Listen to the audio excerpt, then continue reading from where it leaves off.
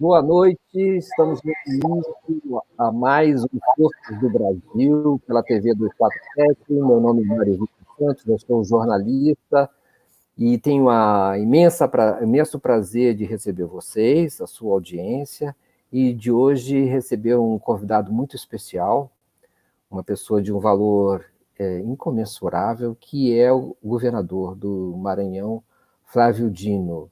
Governador, muito obrigado por aceitar o nosso convite e a sua presença nos honra muito. Boa noite. Boa noite a você, Mário. A honra é minha, a alegria de poder mais uma vez dialogar com você, todos aqueles que estão nos acompanhando nesse trabalho da TV 247. Pois não. Então, é o seguinte, gente, eu queria avisar só o seguinte, nós estamos gravando esse nosso encontro antecipadamente, obedecendo às exigências imensas, não é, naturais da agenda do governador Flávio Dino, de forma que não é possível responder às questões que forem sendo colocadas a partir da nossa conversa. Mas é possível, sim, que vocês interajam da maneira que acharem melhor no nosso chat ao vivo, e também é possível também, se vocês acharem necessário, divulgar, compartilhar esse encontro, dar likes, enfim, contribuir para que a imensa audiência da TV 247 cresça ainda mais. É possível também, se acharem necessário, enviar contribuições ou apoios através do Pix da TV 247, que se chama pix@brasil247.com.br. Se você quiser pedir nota fiscal, você peça no contato@brasil247.com.br. É isso, gente. Vamos começar. E a primeira pergunta, governador, vou chamar-lhe de você, se me permite, vou dizer que você é uma pessoa que dispensa até a apresentação, professor de Direito Constitucional, um homem envolvido com as questões do país, um defensor, enfim, dos direitos individuais, da cidadania enfim, do indivíduo, né, dos direitos do indivíduo nessa nossa ordem política. Também foi deputado federal e já está no segundo mandato de governador. Ano que vem, então, teremos... o governador é obrigado a sair da cadeira e vai disputar que cargo? Já está definido? Vai para o Senado, o governador? Mário, essa é a tendência mais forte. É claro que nós ainda estamos bem distantes do processo eleitoral, das definições, mas essa é a tendência mais forte. Por imperativo legal, como você lembrou, eu terei que sair do governo antecipadamente no mês de abril de 22. Até lá, eu acho que as coisas vão estar mais nítidas no processo nacional, mas eu tenho feito esse planejamento inicial, eu diria, visando a eleição de 2022, com esse objetivo do próximo ano disputar uma cadeira no Senado pelo nosso estado, pelo Maranhão. Agora, você acabou de se movimentar, deixando um longo vínculo com o PCdoB, de militância, e aderindo e entrando e iniciando uma nova vida com o PSB. Você podia dizer para nós que tipo de desenho político, de cenário político você vislumbra ao fazer esse movimento? O PCdoB lhe parecia inadequado para o momento atual, ou insuficiente? E o PSB, que tipo de movimentação supõe isso? Quero dizer o seguinte, há alguma razão maior, além da adesão às ideias, ou de uma espécie de ampliação da sua presença política? Há uma outra agenda em curso? Há alguma coisa que nós deveríamos, deveríamos saber a respeito dessa movimentação? Eu quero dizer, ser mais preciso, ela inclui alguma razão nacional das candidaturas a presidente da República no ano que vem? Ou seja, uma opção mais próxima de Lula ou uma opção mais próxima, talvez, ou mais distante de Ciro Gomes? Como é que fica o PSB com a entrada de uma personalidade política como você nesse cenário? O que isso supõe? Nós temos, Mário, uma situação legal, jurídica, que induz, segundo as regras atuais, a uma redução do quadro partidário. Então, esse é o principal elemento que deve ser sublinhado. Ou seja, muito provavelmente, daqui até 2023, nós teremos uma redução de 30, 32 partidos para algo, na minha ótica, próximo a 10, 12 partidos ou conglomerados de partidos. Quer chamemos isso de frentes, federações, o nome que a legislação acaba encontrando, mas nós teremos uma redução de legendas eleitorais. Essa minha movimentação se vincula, em primeiro lugar, a este fato.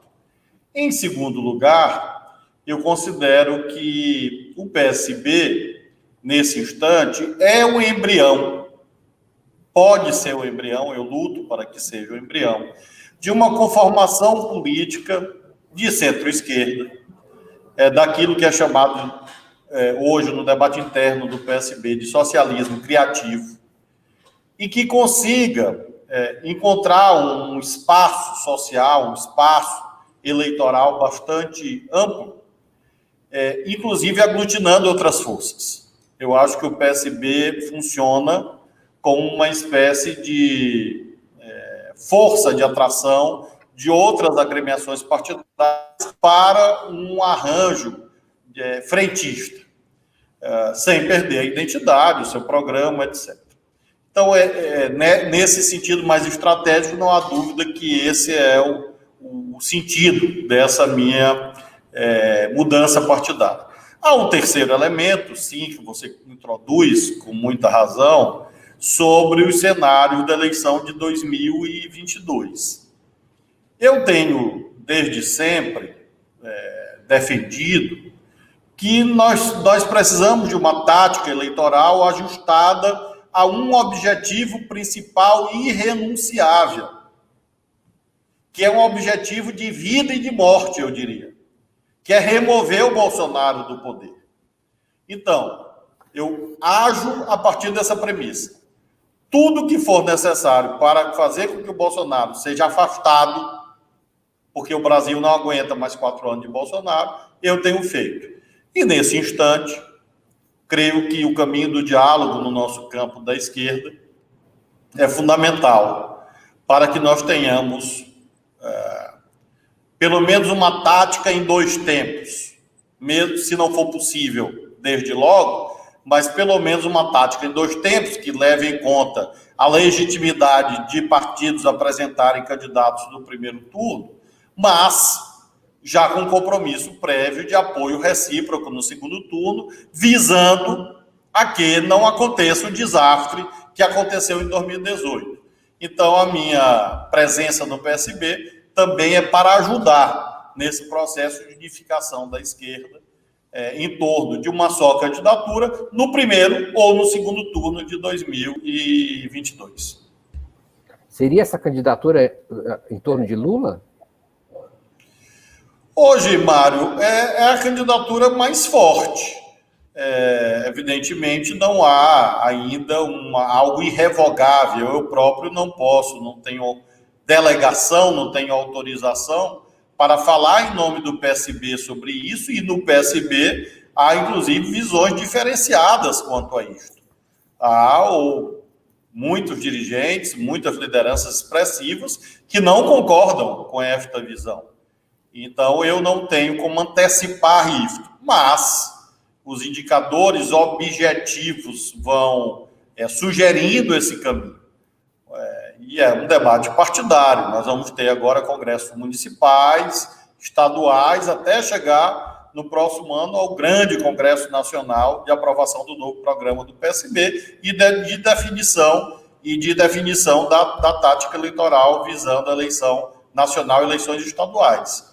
Mas eu te diria que hoje é algo mais provável, embora não seja, como disse, algo já decidido ou irrevogável, uma vez que há um tempo de maturação e de formação, de entendimento partidário quanto a este tema. Bom, é uma anotação minha que eu faço agora, isso parece ser algo mais tendente a um posicionamento do PSB pró-Lula do que parecia até então. Quer dizer, a sua presença lá parece reforçar ou contribuir para um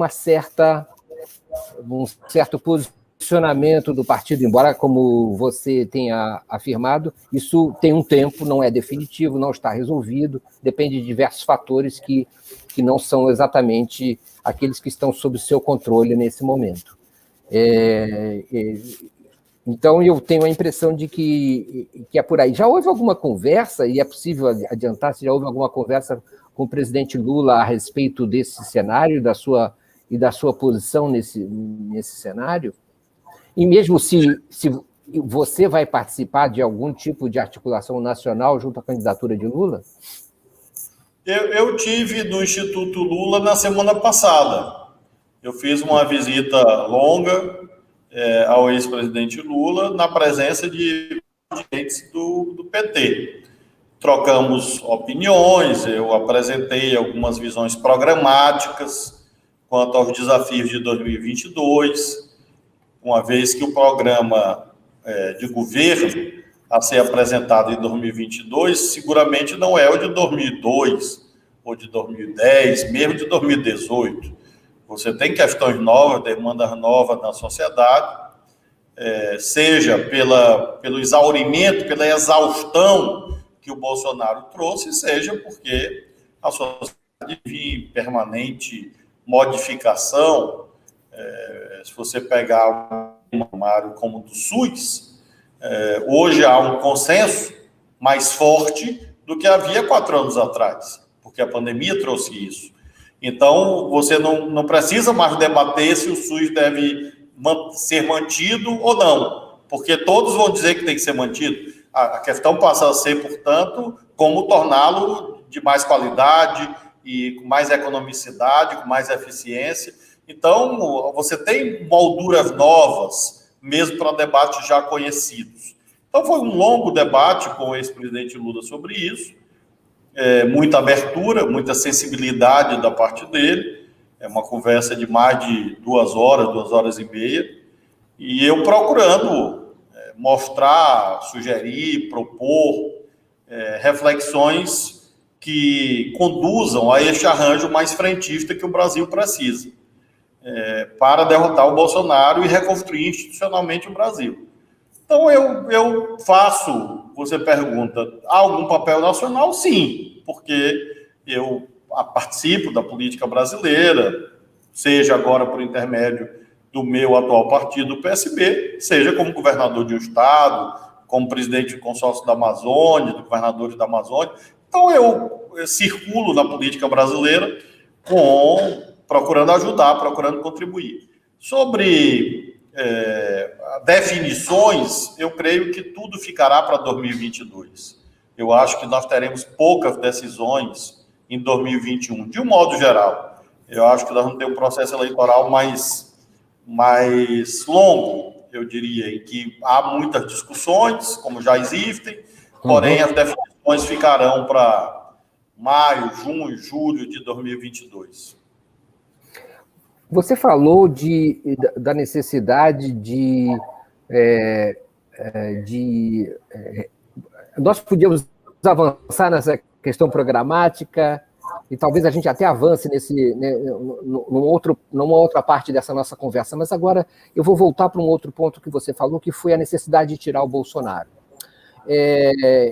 Essa necessidade de tirar o Bolsonaro, você falou das eleições, mas E qual é a sua opinião a respeito da seguinte questão? O governador do Piauí, Wellington Dias, declarou recentemente, numa entrevista à revista Veja, que não via condições ainda de evidências robustas contra Jair Bolsonaro que justificassem um impeachment, e que não era o caso de banalizar o impeachment por causa disso.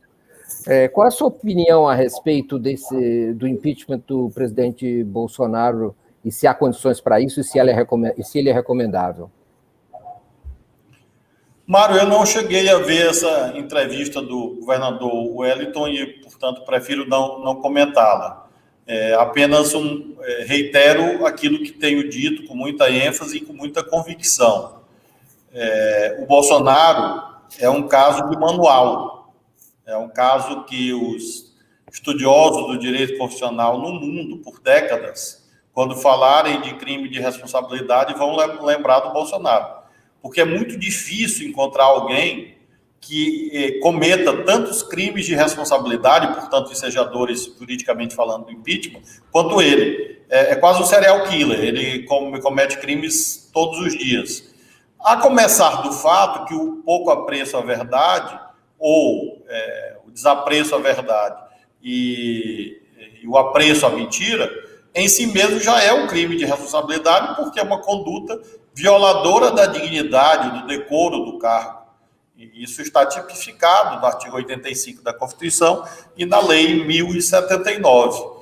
Então, não acontece o impeachment, não é por falta de evidências, ou de provas, ou de nada disso. Não, acontece porque, neste estranho presidencialismo de coalizão assentada na parlamentarização das despesas públicas, você tem hoje um poder enorme do Congresso no arbitramento da alocação de recursos públicos. Então, esta é a razão pela qual não tem impeachment, porque como o arbitramento de onde o dinheiro é gasto hoje está nos partidos e na liderança do Congresso, que é o que eu tenho chamado de parlamentarização da despesa pública, evidentemente não há interesse, não há demanda política até aqui para que o impeachment se verifique. Seria uma necessidade, eu acho que até seria muito desejável e pedagógico para os brasileiras, sobretudo os mais jovens, que o Bolsonaro não fique impune, porque ele é uma figura execrável, ele é uma figura abjeta. E por tudo que ele faz, por tudo que ele diz, por tudo que ele deixa de fazer. Então, quando os meus colegas professores de Direito Constitucional derem aula daqui a 20 anos e falarem do artigo 85 da Constituição, falarão de Bolsonaro. Então, eu não creio, sinceramente, Mário, que o impeachment seja uma probabilidade alta, mas, sem dúvidas, é uma necessidade. Não creio que ocorrerá amanhã, depois da manhã, mas isso também muda muito rapidamente. Mas seguramente o Bolsonaro, atende plenamente às circunstâncias ensejadoras do processo de impeachment. Não lhe parece que existe algum tipo de vício na nossa ordem, de maneira que uma presidenta como a ex-presidenta Dilma Rousseff foi impedida sem evidências claras de que ela havia cometido crime de responsabilidade, e agora um outro presidente, no exercício do cargo, com crimes de responsabilidade tão estabelecidos, seja, digamos assim, bloqueada o seu impedimento por razões parlamentares, digamos assim? Eu acho gravíssimo, porque o processo de impeachment, ele não é puramente político. Ele tem uma feição híbrida. Ele é um processo político, porque a casa que julga, que processa e julga, as casas são casas políticas, a Câmara e o Senado. Mas ele não é um processo discricionário, em que os integrantes, os membros dessas casas, possam decidir de qualquer jeito por pura subjetividade. Você tem um trilho normativo, e essa é a natureza híbrida do processo de impeachment, que faz com que, diante do crime de responsabilidade, deva ocorrer o impeachment. Por outro lado, como você diz, diante da inexistência absoluta de um fato, como no caso da presidenta Dilma, que justificasse o impeachment, ele jamais deveria ter ocorrido.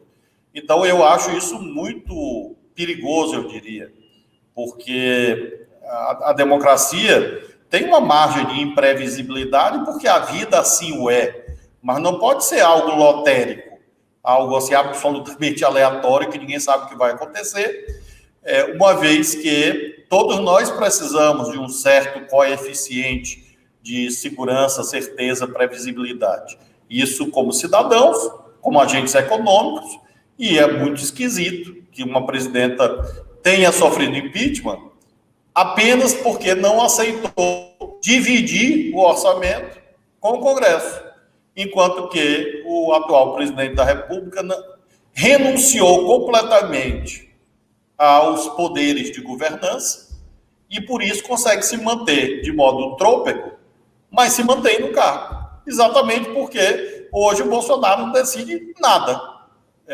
rigorosamente, sobre despesa pública. As despesas, claro, ele executa o orçamento existente, mas eu digo que é livre do orçamento, o Congresso, os partidos que decidem, e ele fica ali numa posição muito frágil, porque ele é refém desse jogo político, absolutamente refém, absolutamente enfraquecido, e sem nenhuma condição de dirigir rigorosamente nada. Então, e por isso não tem impeachment, porque ele acaba sendo funcional, ele acaba sendo um elemento de uma cadeia de corrupção da democracia brasileira. O Bolsonaro é isso, ele é o representante da democracia brasileira. É o presidente mais desastrado e um dos mais corruptos da história brasileira. Há um elemento aí que nós podemos distinguir, que é a participação específica do elemento militar nessa, digamos assim, nessa manutenção dessa situação que nós estamos vivendo, que parece já estar passando do ponto, não é? Já há um timing, há um tempo para as coisas amadurecerem e deixarem de ser tão perniciosas nesse sistema perverso que nós vivemos, né? Então, eu queria lhe perguntar qual é a sua avaliação do elemento militar nesse momento, na suporte ao governo Bolsonaro e na política brasileira de maneira geral. Eu lamento muito que os militares tenham entrado nesta estrada escura e agora não estejam achando o caminho de saída.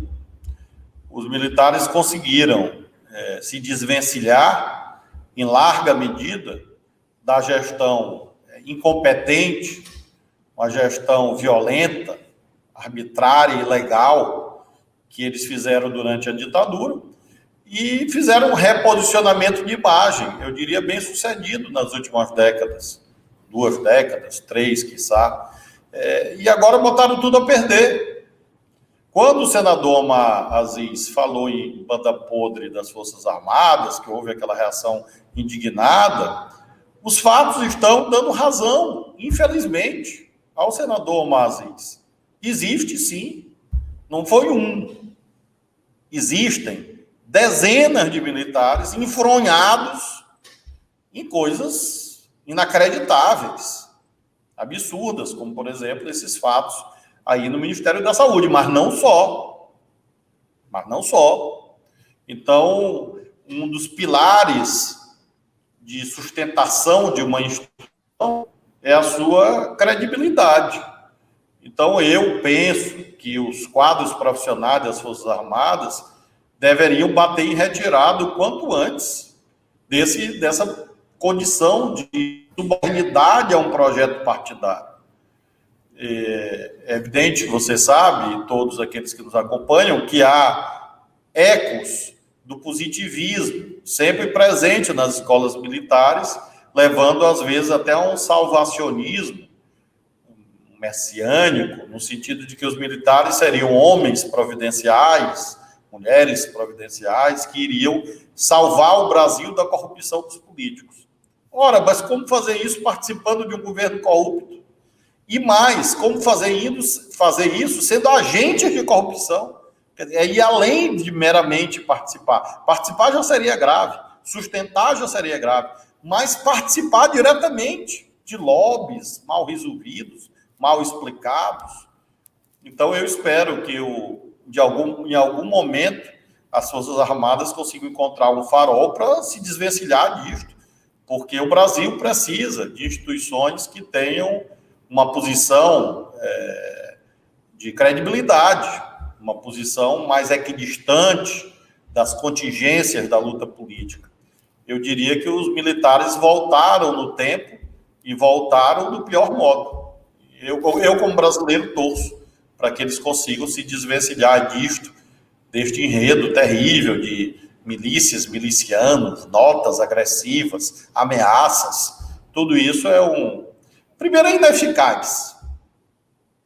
Alguém acha que vai calar a boca da imprensa brasileira, por exemplo, com nota? Vai calar a boca com ameaça? Não vai. Então é ineficaz. Em segundo lugar, é absolutamente incompatível com a Constituição.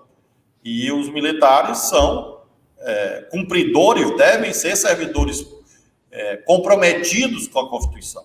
E a Constituição não coloca os militares nem na condição de exercerem essa profusão de cargos civis, tampouco de ameaçadores da estabilidade democrática do Brasil e, pior ainda, partícipes de organizações criminosas. Evidentemente, não é a maioria, a imensa maioria se mantém incólumes, idônea, mas esses 2, ou 5, ou 10, ou 20, ou centenas que estão participando disto, acabam comprometendo toda a instituição. Forças do Brasil, com o governador do Maranhão, Flávio Dino. Estamos conversando, nosso encontro ele é gravado, por isso não é possível atender as perguntas de vocês, mas, por favor, interajam e deem likes, compartilhem, e, se quiserem, contribuam também. Governador, pela observação que você faz do cenário das Forças Armadas, há alguma surpresa nisso? Eu digo o seguinte, lhe parece que a instituição se comprometeu demais, ou inteiramente, ou se entregou demais a essas, digamos assim, a esse tipo de, não só práticas, mas também talvez uma espécie de ideologia de extrema-direita, e que isso é a própria instituição, ou é possível separar isso de alguma maneira e você percebe sinais que permitem esse tipo de discriminação, que pudesse separar, digamos assim, se é possível dizer, o ideário de Jair Bolsonaro de uma espécie de instituição mais, digamos, protegida, neutra, que seriam as Forças Armadas brasileiras, ou não? Isso já está confuso e comprometido e envenenado de forma definitiva? Muitos generais que inicialmente integraram o governo Bolsonaro acabaram por ser demitidos e hoje são críticos ao governo. Eu considero isso como um sinal altamente positivo, de que não há um monolitismo nessa posição desastrada. Vozes que são ideologicamente de um campo diferente do meu, mas que adotaram uma atitude séria. São inúmeros generais, inúmeros, que optaram por deixar de exercer cargos e, portanto, deixaram de exercer poder, deixaram de receber dinheiro, para manter uma atitude correta, de cumprimento à Constituição e às leis. Então, este exemplo, ou esses exemplos, autorizam um certo otimismo, no sentido de que de que é possível, sim, separar o joio do trigo, não é algo ainda inevitável, algo inexorável. Eu acho que há, sim, um espaço de reconstrução, de uma posição mais profissional, mais legalista das Forças Armadas, isolando esses setores que estão se lambuzando, estão se vinculando, estão trilhando esse lamaçal muito triste na história do Brasil. Como lhe parece o cenário, no caso não sei qual é a avaliação que você faz a respeito disso, mas no cenário de um impeachment vir a ser realizado, ou a ser iniciado, o que lhe parece esse cenário e quais suas repercussões, no caso, eleitorais? Se o impeachment fosse instaurado, que, a meu ver, pelo Arthur Lira não será, até aqui, nós teríamos uma alteração profunda no jogo eleitoral de 2022, uma vez que o próprio Bolsonaro estaria excluído do processo eleitoral. E isso ia permitir a volta da eleição a uma gramática e um dicionário mais compatíveis com a Constituição, porque o Bolsonaro está fora da Constituição. O Bolsonaro está fora do dicionário, da gramática, da democracia e da civilização. Ele está excluído. Então, se ele sofresse o impeachment, ficasse inelegível, ou fosse cassado pelo TSE, por exemplo, que é altamente também recomendável, tendo em vista o volume de provas que o Poder Judiciário já tem, nós teríamos a sua exclusão e, por isso mesmo, o que hoje é chamado de terceira via teria mais chance. Então, seria uma forma dessa terceira via deixar de ser a terceira via e ser um dos atores principais do processo. Então, seria uma mudança bem profunda.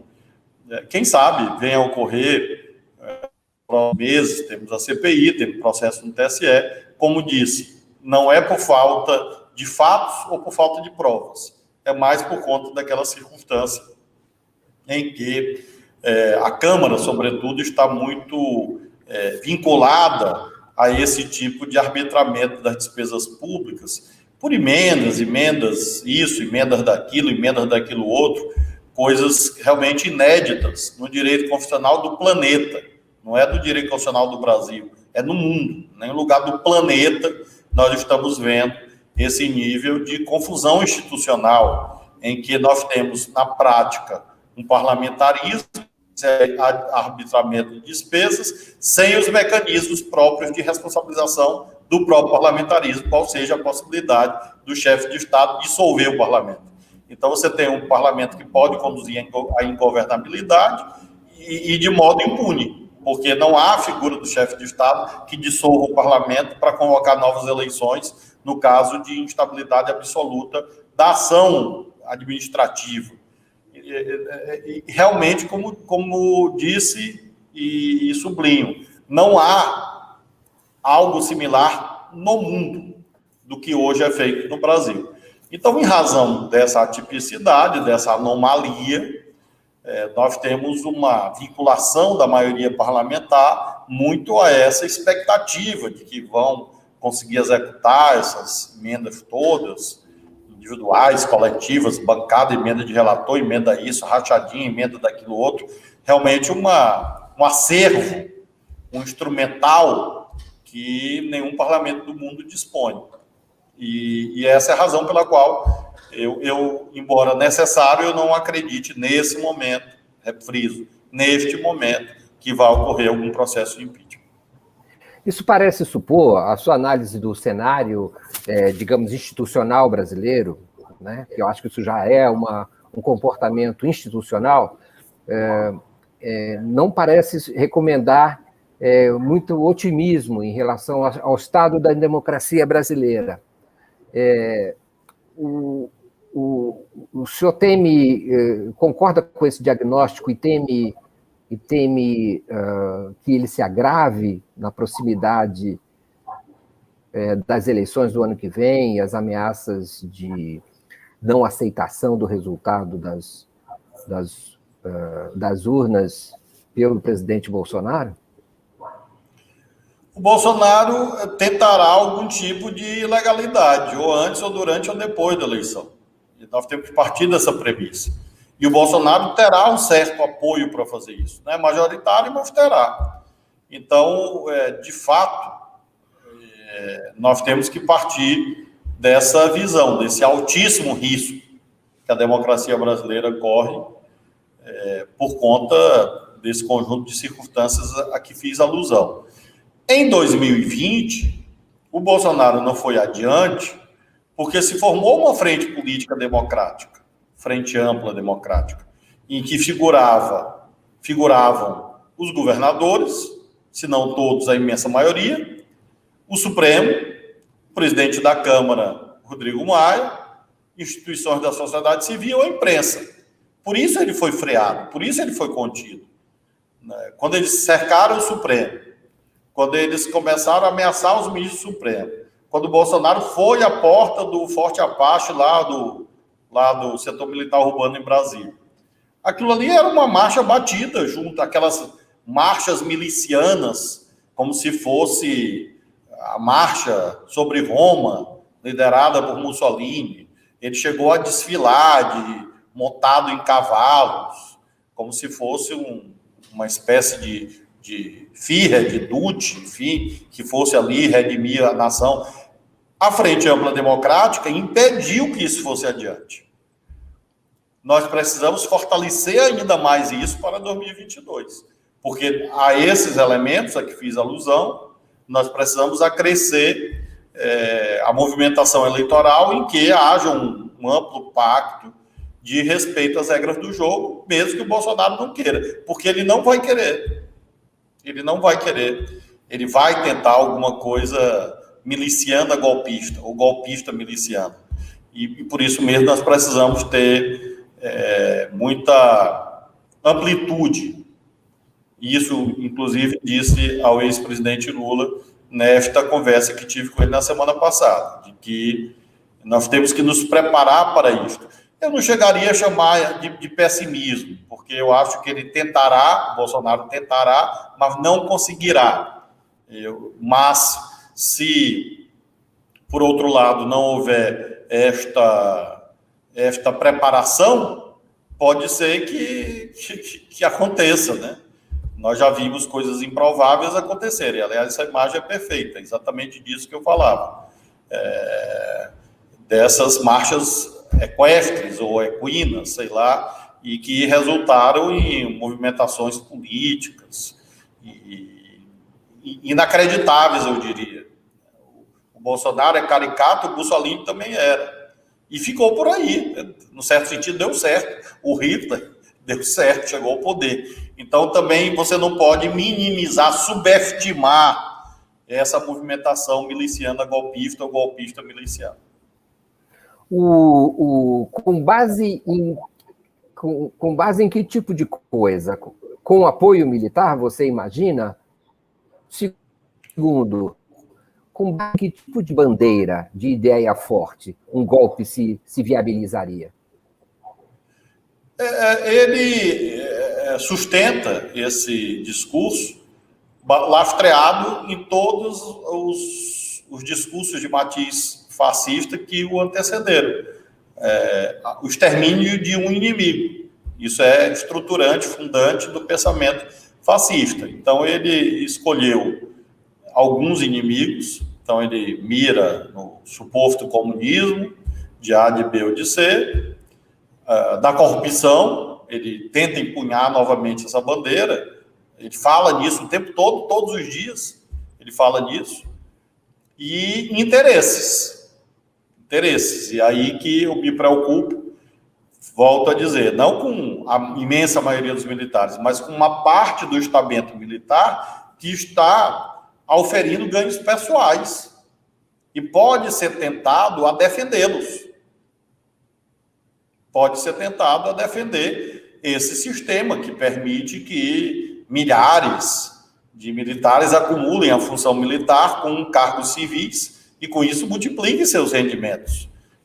Além de esses chamamentos que ele faz a pessoas que têm etos violentos. Essas pessoas existem, que participam, por exemplo, dessas exóticas motocadas, clubes de tiro, armas, bombas, enfim, essas pessoas existem na sociedade. Então, por aí ele pode tentar construir alguma coisa. Ele se dirige o tempo todo a esses segmentos. Hoje são minoritários, acho que estão minguando, mas convém partir dessa premissa, de que assim como o Trump tentou, o Bolsonaro tentará.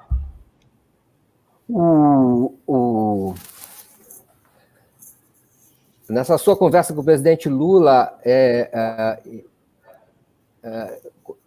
que tipo de cartas estavam na mesa nesse sentido dessa construção dessa frente ampla? Alguma coisa se concretizou ou se mostrou mais promissor nesse sentido? Que tipo de vamos dizer, ativo podemos contar? O próprio presidente Lula pode colocar sua candidatura em questão por conta dessa construção?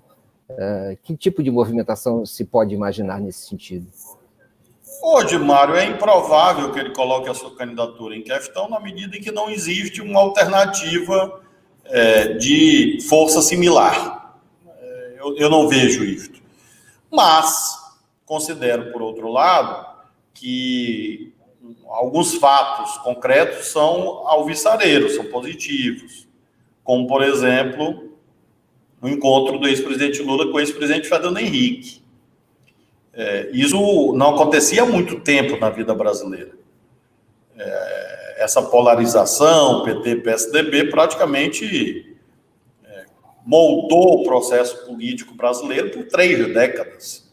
Então, é muito significativo que tenha ocorrido este encontro e acho que esse é um caminho a ser perseverado, haver perseverança nesse caminho, no sentido de uma posição que eu diria assim, mais centrista, uma posição que programaticamente e nas atitudes seja mais centrista, menos aresta, para que com isso você permita a aglutinação de forças.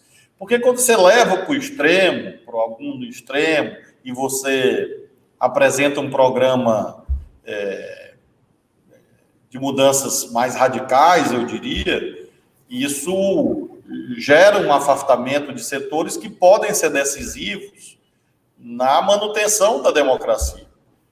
Não é que você vai comparecer com um discurso insípido, inodoro e incômodo. Não, você tem identidade, você tem que responder aos dramas do povo.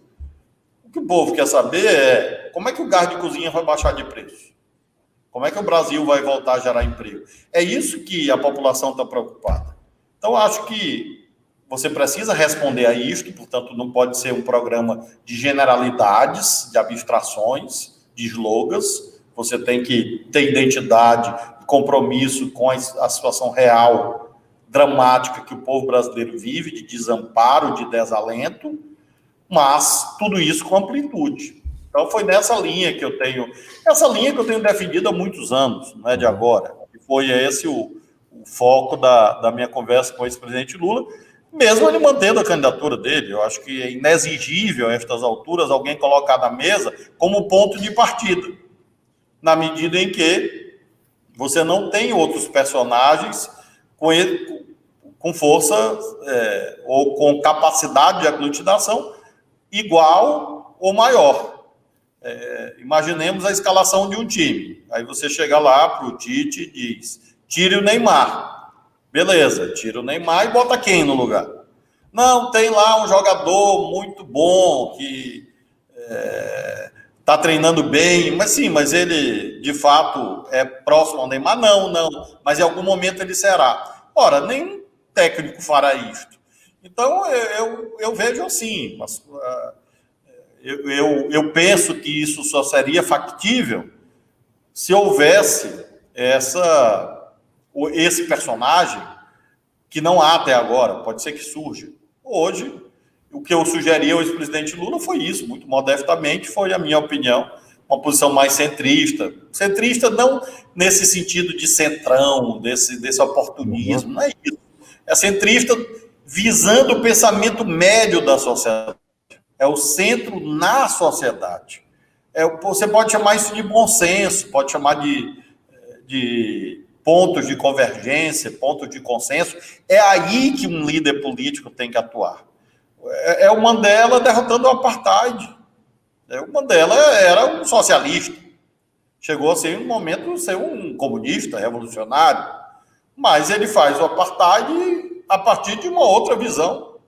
uma visão, inclusive, de conciliação com aqueles que o haviam encarcerado por décadas, quase 3 décadas. Então, é por aí que eu acho que é o caminho para a gente derrotar o Bolsonaro e garantir o resultado das urnas, garantir a democracia. E depois você vai discutindo. É um processo, Mário, de reconstrução nacional que não é instantâneo, que a destruição é muito profunda. Qual é o órgão, a política pública que não está a essas alturas destruída?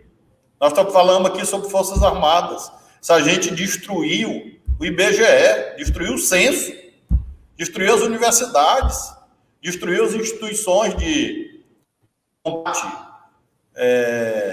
à corrupção, destruiu os mecanismos de controle ambiental. Então, é muita destruição. Eu estou citando alguns exemplos que foram ficando aí no meio do caminho, a gente nem se dá conta. Destruiu a política cultural do Brasil, destruiu a política esportiva do Brasil. Então, é um retrocesso muito profundo que você vai precisar de um tempo. O Ulisses, o Tancredo falavam em entulho autoritário. Nós temos o entulho bolsonarista. Vamos precisar de algum tempo para remover. E aí é preciso ter a tal da paciência histórica. É fundamental. A situação que nós vivemos agora é uma situação que parece acontecer o seguinte, quer dizer, com a reentrada do presidente Lula no processo político eleitoral brasileiro, evidenciou-se, ao que a confiar nas pesquisas, até agora, uma liderança aparentemente clara dele, tanto no primeiro quanto no segundo turno, e uma possível vitória no enfrentamento contra Bolsonaro, que parece ter sua imagem como governante cada vez mais rejeitada pela população, relativamente, não totalmente, relativamente, e o que se evidencia também nas pesquisas eleitorais. É estranho que cresçam as ameaças de Bolsonaro e, ao mesmo tempo, ele pareça não ter tanta sustentação popular como se imaginava que ele tinha ou chegou a ter em determinado momento do governo dele. Essa disjunção, você acha que tende a crescer? Bolsonaro se enfraquecer mais do que isso? Ou ele chegou vamos dizer assim, no grão ou no âmago, na essência daqueles que o apoiam e não há mais nada a perder e vamos continuar assim até, eventualmente, as eleições do ano que vem? Eu creio que ele ainda pode perder mais, uma vez que a antipatia vai se difundindo. O que eu vejo, quando você conversa com um, com o outro, no meio da rua, às vezes na família, é que as atitudes pessoais do Bolsonaro também estão gerando antipatia. Isso é mortal para um personagem político. Essa tentativa de se vitimizar, um problema de saúde que deve ser respeitado. Isso é uma das regras de ouro da vida e da política. Você não trata de problema de saúde de adversário político. Por outro lado, isso exige um certo decoro de quem está sofrendo o problema. Porque se você transforma isso em arma política, tentativa de emparedar adversários, aqui é fruto da facada que alguém que foi do PSOL, que é aliado do PT. Ora, isto é realmente repugnante. Essa tentativa de usar, repito, um problema de saúde real numa arma de luta política. Então, tudo isto vai deixando a nu um personagem realmente que a história brasileira nunca viu. Realmente, quase que uma encarnação do mal absoluto, se é possível falar nisso, né? E isso vai gerando também uma antipatia que traça a política.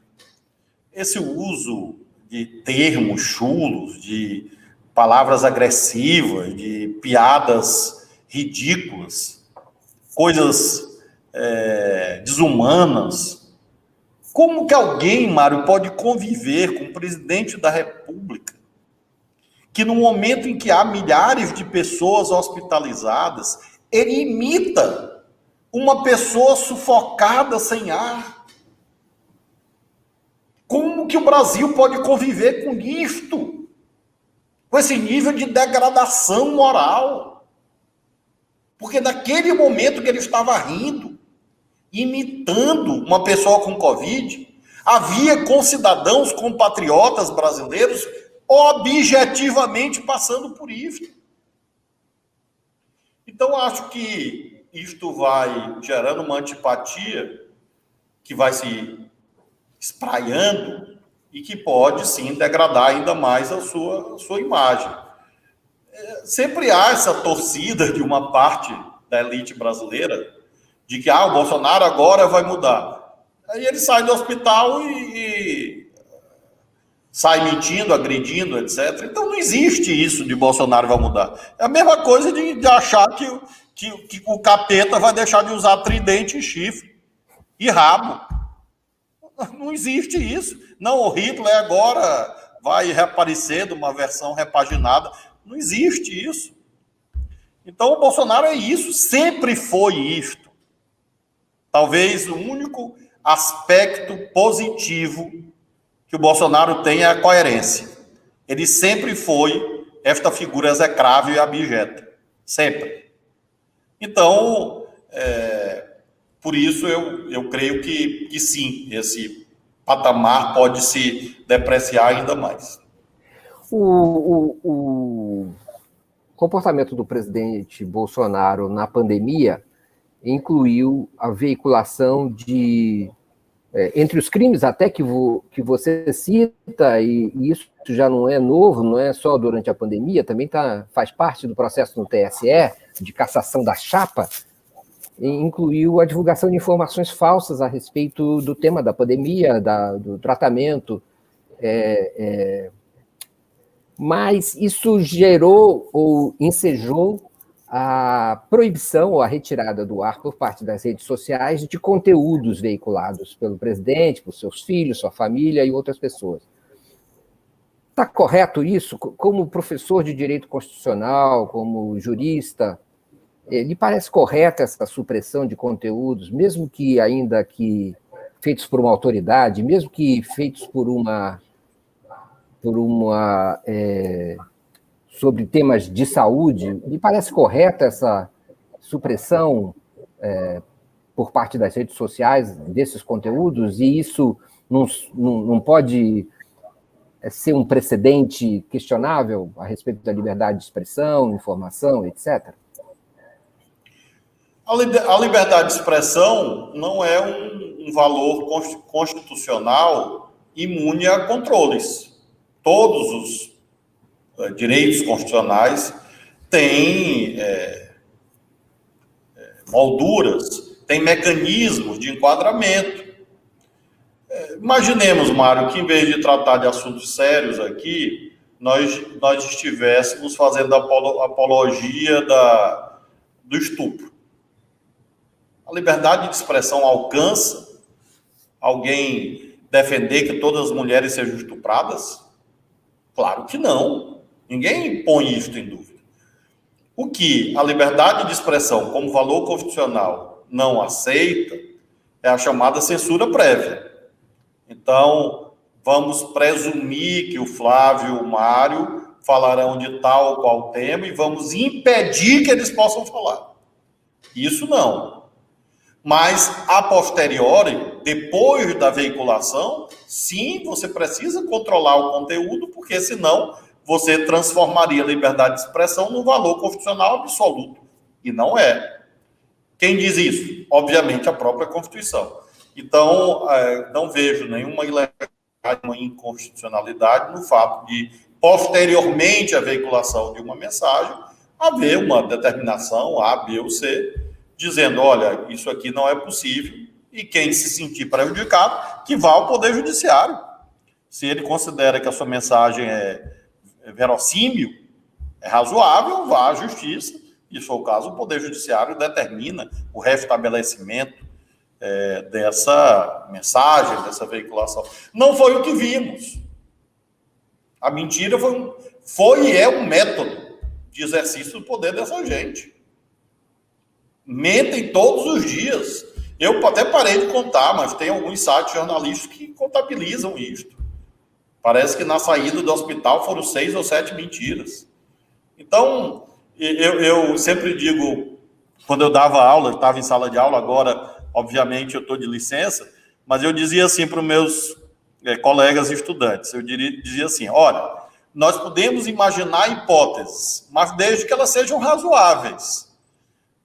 A gente não vai refletir sobre regras jurídicas presumindo que um elefante vai entrar pela porta da sala de aula, porque não é verossímil que isso aconteça. Então, não é verossímil imaginar o Bolsonaro falando a verdade. Então, na prática, nós vimos que a mentira é um método. Então, como tem sido assim, eu realmente não tenho... Está aqui a notícia, né? 1º de abril é todo dia. O presidente diz 3 mentiras por dia de mandato. Se isso não é crime de responsabilidade, eu não sei o que seria, né? Então, eu, Mário, não tenho esse tipo de receio de violação à liberdade de expressão, porque considero que há mecanismos democráticos, sobretudo a ação do Poder Judiciário. A gente já volta para a Covid, só queria abrir um parênteses e perguntar qual é a sua ideia em relação à proposta de semipresidencialismo, que anda circulando, digamos, nas colunas de opinião dos jornais e até mesmo no ambiente político. Como arquitetura, acho muito engenhosa, muito interessante. Eu conheço, inclusive, os textos, as propostas. Eu tenho ainda dificuldade de imaginar, com as regras que nós temos hoje, com aquilo que eu mencionei de certas deformações no próprio funcionamento do parlamento, acho que é muito difícil hoje nós implantarmos algo assim. Mário, naquele plebiscito de 1993, eu votei pelo parlamentarismo. Então, eu tenho assim, uma simpatia teórica em torno da ideia. Me parece que é um sistema que permite uma adaptação mais rápida do sistema político à conjuntura da sociedade e pode levar, inclusive, à formação de um corpo burocrático, no sentido weberiano da palavra, mais profissionalizado para garantir a continuidade das ações de governo. O problema é que o Brasil nunca aceitou isso, né? Porque nos 2 plebiscitos que houve, isso foi rejeitado. Se o semipresidencialismo ou semiparlamentarismo surgir como um arranjo de ocasião, vai ser rejeitado de novo. Então, eu acho que pode sim continuar o debate, mas a primeira coisa era jogá-lo lá para frente. Dizer assim, olha, isso se for aprovado, só vai valer a partir de 2030, 2032. Aí eu acho que o debate é válido sim, porque até lá você teria um caminho para adaptar o Brasil a um sistema desse tipo. Eu conheço as objeções que dizem que nenhum país presidencialista virou parlamentarista. O semipresidencialismo, na verdade, corresponde ao movimento inverso. Mas, como disse, a arquitetura de você ter um chefe de Estado com um certo plexo de poderes e com a capacidade de controlar o parlamento, como para evitar abusos parlamentares, é algo engenhoso, é algo talvez necessário no Brasil, mas olhando no longo arco da história, e não para resolver interesses de A, B ou C, porque acha que vai perder a eleição de 2022, ou fulano de tal vai ganhar a eleição de 2022. Se for algo oportunista, assim, um remendo, como foi em outros momentos da vida brasileira, é melhor nem tentar, porque não vai dar certo. Porque também tem uma suspeita de que esse semipresidencialismo ele vem para, de certa maneira, aplacar vamos dizer, a fobia antipetista.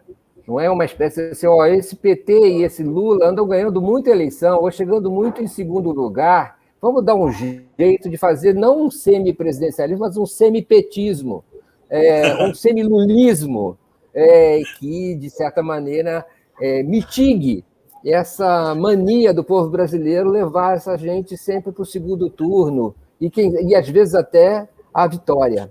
Não é como tem sido nas últimas eleições.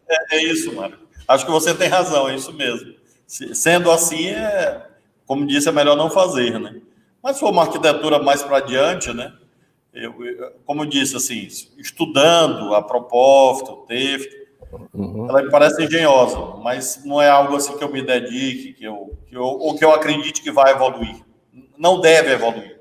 Com essa feição oportunista, seguramente não deve evoluir.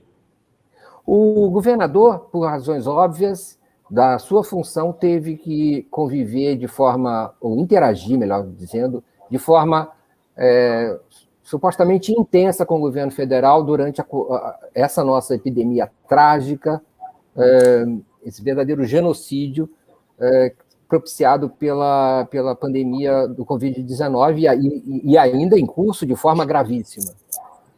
Quais são suas impressões a respeito dessa interação e da experiência específica do consórcio Nordeste nesse particular, que representou uma opção interessante? Infelizmente, Mário, os nossos contatos dos governadores, de modo geral, foram restritos ao Ministério da Saúde, que atravessou um período muito atribulado. Então, nós não chegamos a ter propriamente uma equipe estável de gerenciamento da pandemia em nível nacional. Agora, a CPI está mostrando, inclusive, que havia razões ocultas que levaram a coisas bastante esdrúxulas até, dessas reuniões com lobistas, enfim, coisas que não haviam vindo à tona anteriormente. Então, nossos contatos se restringiram à equipe do Ministério da Saúde que estava por lá, daqui da colar, e com muitas mudanças, muita instabilidade, você nunca sabia quem estava entrando, quem estava saindo. Então, a saída que se colocou foi essa articulação mais horizontal entre os governadores. Os governadores assumiram o comando da crise, praticamente algo inédito no planeta, porque foram as esferas nacionais que lideraram a crise, no Brasil não, que lideraram o enfrentamento à crise, no caso brasileiro, foram, sem dúvida nenhuma, os governadores, poucos prefeitos, dependendo da cidade, da região, e o governo federal sempre muito à margem, né? Então, eu passei 1 ano e 3 meses, 4 meses sem ir a Brasília, e isso é algo bastante raro no que se refere a um governador. E se você pegar, Mário, os meus colegas, de modo geral, foi isso também. Quer dizer, então você segue a vida aqui, toca a vida, fala com o Ministério da Saúde quando der, e toca o barco. Então foi isso que aconteceu. E se não fosse esta decisão, com seus bônus e ônus, com seus riscos, perigos, hoje nós teríamos 1 milhão de mortos no Brasil. Se os governadores tivessem adotado uma posição de subalternidade ao Bolsonaro, ou de absenteísmo, nós teríamos hoje 1 milhão de mortos no Brasil. E se você abstrair as considerações de ordem ética, era a posição mais cômoda para os governadores. Na hora que o Bolsonaro chegou, deu escândalo, e que ele que mandava, que todo mundo tinha que obedecer, se os governadores fossem um amontoado de irresponsáveis, diria, não, é isso mesmo. Toma que a crise é tua, fica com ela aí para ti. Pega aqui, ó, te vira aí. Claro que nós não fizemos isso. Eu não fiz por razões éticas profundas das minhas convicções, e posso falar que a imensa maioria dos colegas, se não todos, adotaram uma postura, uns mais, outros menos, um com mais acertos, outros com mais erros. Às vezes, até, infelizmente, um ou outro se perdeu na gestão da crise, enfim, foi para o caminho da ilegalidade. Pode ter acontecido. Mas, de um modo geral, se você analisar esta conjuntura, você vai ver que os governadores tiveram coragem de enfrentar o Bolsonaro para podermos cuidar deste drama humano. teria sido, repito, mais cômodo simplesmente lavar as mãos. Então, esses consórcios, fóruns, etc., continuam se reunir. Hoje teve reunião, daqui a pouco tem reunião, semana que vem vai ter. Tudo é discutido horizontalmente entre os governadores, muita troca de informação. Hoje, por exemplo, em nível do Nordeste, foi aprovada a extensão daquilo que nós fizemos aqui no Maranhão, do auxílio aos órfãos. Nós fizemos uma lei estadual aqui, de auxílio de R$500 para os órfãos da Covid. Virou lei estadual, nós mandamos a proposta. Então, não é uma política nacional, é uma política que surgiu em um estado, e aí os outros veem, e hoje nós aprovamos no Nordeste que os outros vão mandar para as suas assembleias essa proposta. E eu posso mencionar de outras ideias de outros estados que eu mesmo peguei. Vi aqui o estado do Ceará fazendo Vale Gás. As pessoas não tinham dinheiro para comprar comida, gás de cozinha. Aí eu vi o Ceará fazendo, fiz aqui no Maranhão. Então, tem sido assim, é um federalismo cooperativo horizontal. E no que se refere ao governo federal, muito pouco, realmente, de diálogo. Porque não tem nem com quem fale, às vezes, né? Às vezes não tem nem com quem fala. Você viu, Mário, as vacinas da Pfizer ficaram abandonadas aí no aeroporto, as bichinhas gritando, e ninguém lembrou delas, até que o assunto apareceu. Então, coisas realmente inacreditáveis, assim, que mostram um nível de desorganização da esfera federal. Você falou de federalismo cooperativo. É interessante essa dimensão, não é, da crise, né? Sem querer minimizar a responsabilidade do governo federal. Alguma criatividade surgiu daí e isso pode ser bem interessante, não é? Como modelo também, porque, sem dúvida nenhuma, houve até eu imagino, uma espécie de desenvolvimento de algo talvez não tão comum, que é uma espécie de chancelaria, né? Um relacionamento, uma política exterior dos governos estaduais em busca da vacina, coisa que geralmente se delega à esfera federal, né? À esfera da presidência da República, enfim, do Executivo Federal. Mário, em certos momentos eu me sentia contemporâneo do Hamilton, do Madison e do George Washington, debatendo o papel da esfera federal no federalismo, da esfera nacional do federalismo, porque era o debate do final do século XVIII, que haveria aqui naquele arranjo confederativo do alvorecer dos Estados Unidos uma esfera coordenadora e que assumiria papéis próprios ou não, sim ou não, e assim se formaram os grandes partidos, né, da democracia dos Estados Unidos, e se escreveu um clássico, que são os artigos federalistas.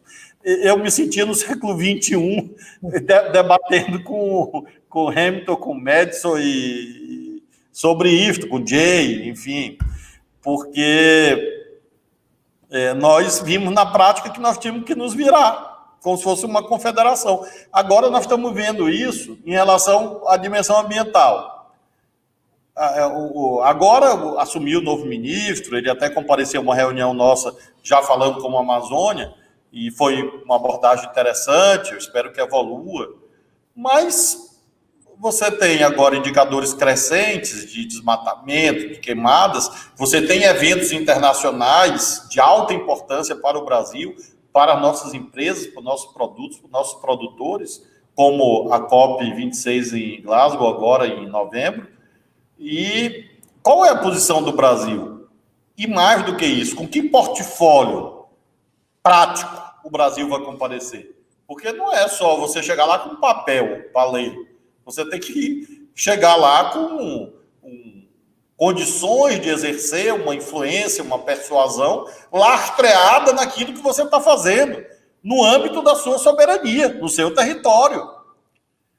E aí nós fizemos também agora no Consórcio da Amazônia um plano de recuperação verde, uma estratégia regional de transição para a economia verde. Então eu concordo com você de que dessas trevas emergiram algumas luzes, uma das quais é esta retomada do papel das regiões no país continental, pode ser um ativo institucional precioso.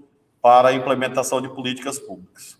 É muito importante, não é, governador? Imagino que isso esteja nas suas preocupações, que as questões ambientais elas não sejam apenas resultado de vontade ou de inclinação humana, ou humanística, mas elas sejam e aí elas também ganhem mais tração fazendo parte de um modelo econômico, de um modelo de geração de excedentes a partir da recuperação do verde e da sua inserção como elemento dinâmico de um modelo. Eu imagino que isso também tenha sido parte das discussões com o presidente Lula por um programa eleitoral no ano que vem, e eu queria que, diante da urgência das questões ambientais, que modelo a gente pode visualizar desse tipo de perspectiva? Especialmente na Amazônia. Né? Pois não, sim. Das mais de 2h30 da conversa com o ex-presidente Lula, mais da metade do tempo foi sobre isto. Porque eu fiz uma exposição sobre o que eu considerava exatamente na direção que você aborda. A preservação da floresta em pé não pode ser uma imposição normativa que você vai resolver com a polícia. A Amazônia não é assunto de polícia. Você precisa que os 30 milhões de brasileiros e brasileiras tenham alternativas de desenvolver a bioeconomia, desenvolver bioprodutos, de serem integrados a cadeias de valor nacional e globais, que propiciem condições dignas de vida. Não adianta você chegar lá achando que vai prender todo mundo, porque não vai, né, é execuível, e nem seria correto. Por outro lado, não adianta chegar com algo puramente retórico, que é uma política ambiental de papel, chique, sofisticada, apoiada em tratados internacionais, compromissos internacionais, mas destituída de condições de influenciar no comportamento concreto das pessoas, das empresas que atuam na Amazônia. A Amazônia não é um território sem povo, como chegou a se imaginar em algum momento da vida brasileira, de que a Amazônia era um vazio demográfico. Não, tem cidades de milhões de habitantes na Amazônia. A Amazônia não é só floresta e pasto, a Amazônia tem indústria, tem internet, tem carro, parece uma obviedade, mas é preciso lembrar que a Amazônia é também urbana e que você precisa, obviamente, de uma política de preservação das florestas, porque isso é um vetor decisivo para a segurança climática do Brasil e do mundo, mediante incentivos econômicos. É isto que a economia verde deve buscar. Não é uma visão utilitarista. Claro que há uma ética nisto tudo, é preciso moldar, por exemplo, as ambições consumistas do planeta e também entre nós. Essa ideia de que os recursos naturais são inesgotáveis, que levam, por exemplo, a esse ciclo alucinante de produtos que são lançados e que perdem, se tornam obsoletos, e vêm outros produtos, outros carros, outros computadores, outros celulares, compra, e isso pode inviabilizar a presença de milhões, quiçá bilhões de pessoas no planeta. Então, há uma ética nisto tudo, mas é preciso fazer com que, na persuasão, haja um engajamento das pessoas em processos produtivos que permitam com que elas vivam. Porque, Mário, o cidadão trabalha de tratorista, ele é motorista de trator. E esse trator puxa um correntão para derrubar a árvore. Não adianta você chegar para ele e dizer: meu amigo, a árvore é tão importante. Ele vai dizer: é verdade, é importante, mas e o meu emprego? Como é que é? Eu vou viver de quê aqui? Ou pessoas que se engajam em tráfico de animais, que se engajam em biopirataria. Se você não oferece alternativas econômicas para essas pessoas, ou se você acha que vai resolver o problema da Amazônia com o projeto piloto, Não, vamos fazer um projeto piloto de açaí, um projeto piloto de castanha, um projeto piloto de pescado, dos peixes da Amazônia. Não, são 30 milhões de pessoas com os piores indicadores sociais do país. Estão na Amazônia. Alguém poderia, assistindo a essa entrevista, e dizer, bom, isso é um problema da Amazônia. Ocorre que esta região do Brasil e do mundo ocupa um lugar único de provedora de serviços ambientais e ecossistêmicos. Então, quer queiramos, quer não queiramos, a Amazônia é um debate internacional. Independentemente de bravatas patrioteiras ou de patriotismos farisaicos, é evidente que nós temos soberania nacional sobre a Amazônia e devemos ter de modo indeclinável. Por outro lado, o mundo vai ficar discutindo a Amazônia. E não adianta gritar, não adianta dar piti. Então, você precisa ter um discurso organizado. E o plano de recuperação verde que nós apresentamos na Amazônia, governadores da Amazônia, é com esse objetivo.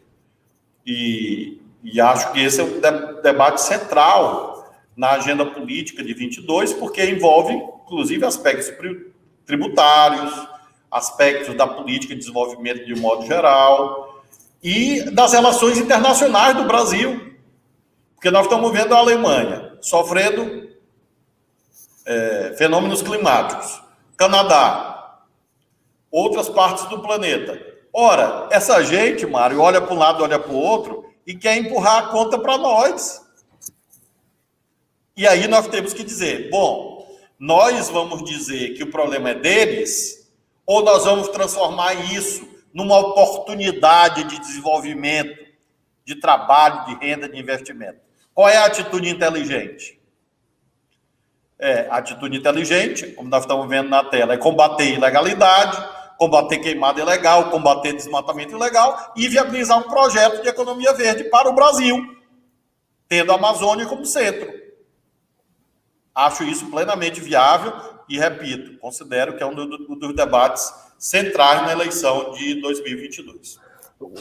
Você convive no Maranhão, mas e outros governadores também, com essa fronteira, não é, de penetração do agro, ou não, às vezes nem é o agro que está penetrando, às vezes não são projetos.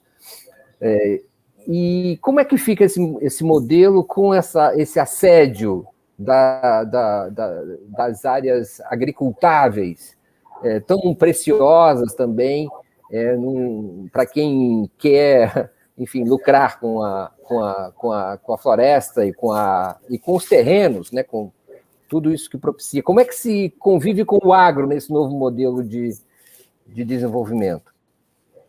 O agro inteligente, o agro que merece ser ouvido, é defensor da lei e da tecnologia.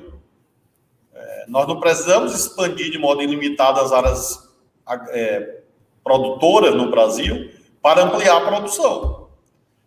A Embrapa funciona assim, tecnologia funciona assim, e cada vez mais o mundo vai criando mecanismos de controle, de rastreabilidade de produtos, de certificação de áreas produtoras, de modo que a estas alturas acaba sendo uma atitude obscurantista, uma atitude pouco inteligente, de quem eventualmente acha que este modelo de tocar fogo em tudo, desmatar tudo, é sustentável no sentido econômico. Ele não é, ele é suicida, potencialmente suicida, porque em algum momento não vai ter mercado para esses produtos, pela pressão das sociedades nacionais desses países consumidores.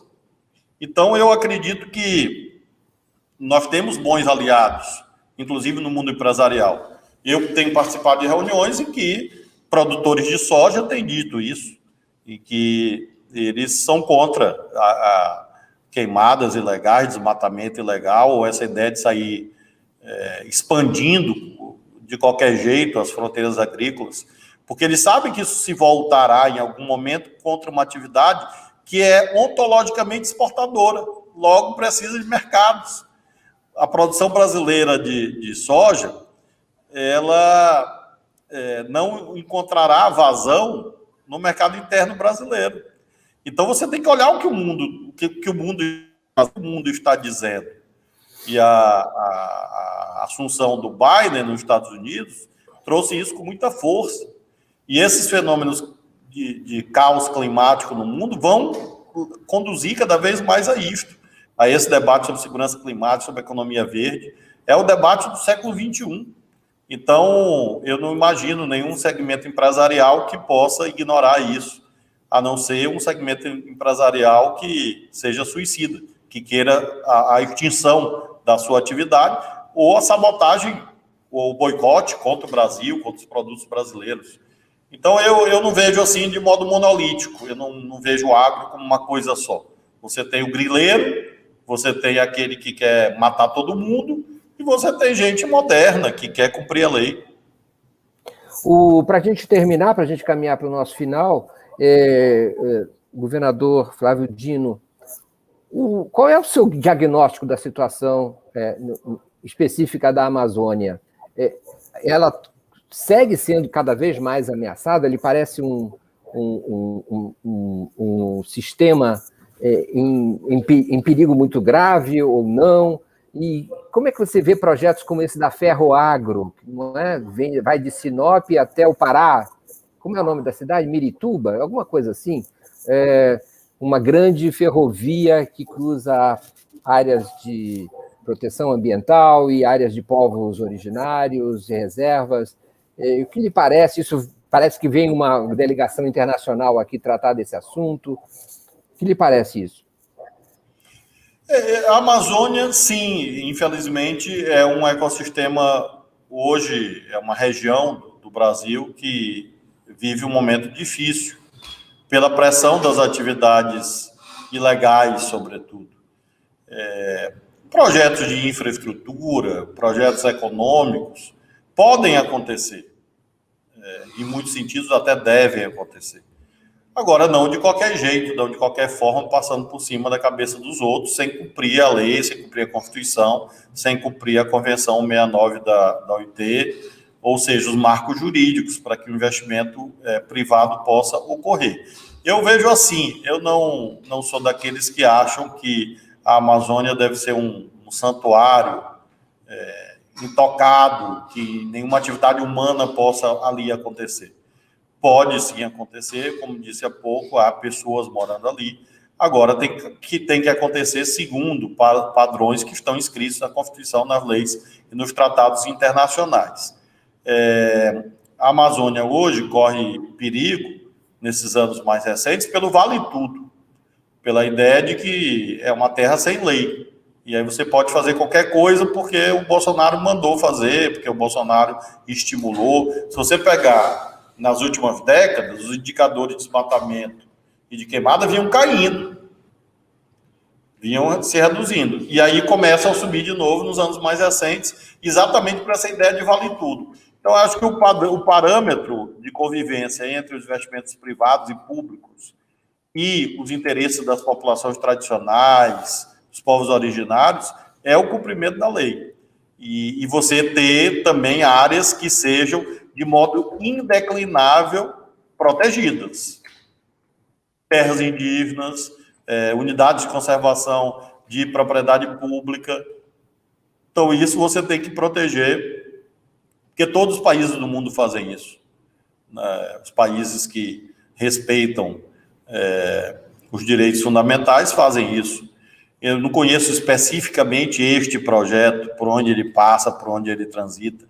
Eu não tenho uma rejeição a priorística, mas é preciso olhar com calma para que aquilo que parece desenvolvimento não seja uma ameaça. Então, é preciso sempre ter uma atitude ponderada, uma atitude de bom senso, de cumprir a ordem jurídica, o sistema jurídico, e ouvir as pessoas, ouvir as populações, e, desse modo, garantir a convivência de várias formas de organização da economia.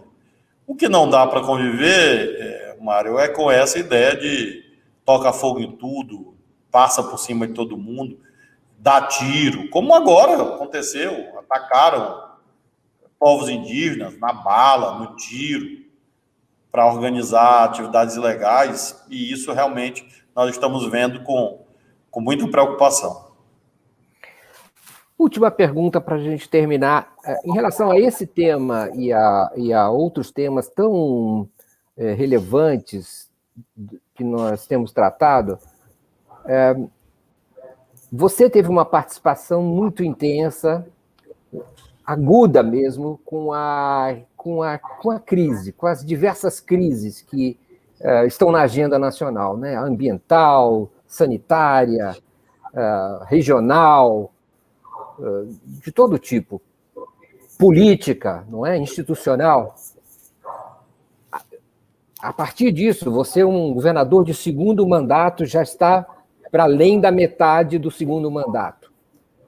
E você vê nós nos aproximando mais de uma situação de degradação ou há razões para algum otimismo? No curto prazo, nós ainda vamos sofrer muito. Eu vejo um período muito realmente triste na vida brasileira. Pelo legado das centenas de milhares de mortos e suas famílias, entre as quais eu me incluo, pelas sequelas que aí estão, sequelas psicológicas, sequelas físicas, sofrimentos, às vezes ocultos, como, por exemplo, dos estudantes, há 1 ano e meio sem aula, que isso implicará de redução dos indicadores educacionais, de evasão escolar, já implicou danos irreparáveis. Então, não há motivo para festa. O ser humano sempre busca o riso, sempre busca alguma motivação maior, às vezes, como meu caso também, na fé religiosa, mas no carinho, nos afetos familiares, pessoais. Temos que ter tudo isto, não há dúvida, mas realmente é um momento muito triste do Brasil.